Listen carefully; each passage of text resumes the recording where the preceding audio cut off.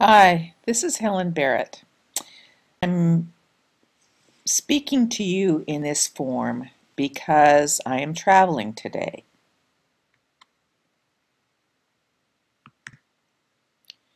This is where we left off, and I'm really sorry I didn't make our meeting on November 5th. So, what we're going to do is start all over again. Today we're going to talk about the Level 1 storage strategies and the Level 2 strategies for reflection in journals or blogs with your students. So here's what we're going to do today. We're going to look at the Level 1 and Level 2 portfolios, including the collection of artifacts, and talk about developmentally appropriate reflection on learning and providing feedback. Look at planning for implementation, and then some of the tool choices that you have made.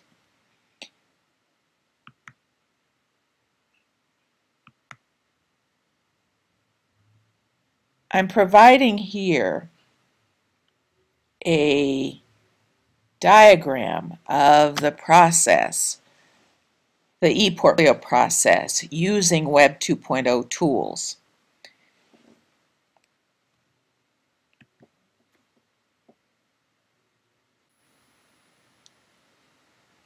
As you know, a portfolio begins with a collection of the learner's work.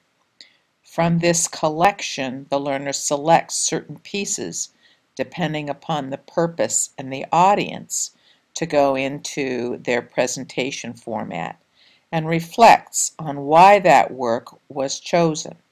What is the meaning derived from that chosen artifact? In other words, the student might respond, I chose this piece because. In education environments, one or more artifacts are often presented for evaluation in an assessment portfolio for scoring, often using a rubric.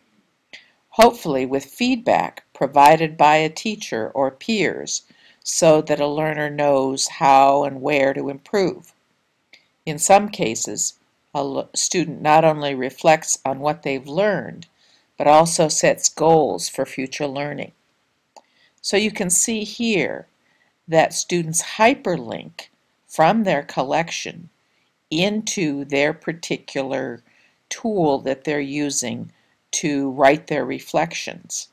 And in a lot of cases, we're using blogs. And in the case of Google Sites, we're setting up the page type in the announcements page type to use as a reflective journal.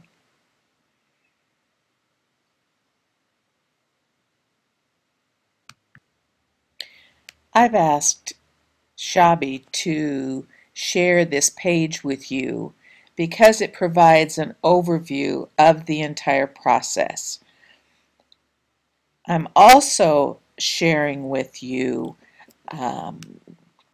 a more detailed process and a more detailed look at how we organize our portfolio, sort of a step-by-step process that you will see in a document that I will share with you. This handout walks you through a step-by-step process all the way through the portfolio development process. So in later videos, I'll be walking through each one of these steps in more detail. I'd like to give you a chance to take a look at this process in a little bit more detail, and then we'll move on to the next task.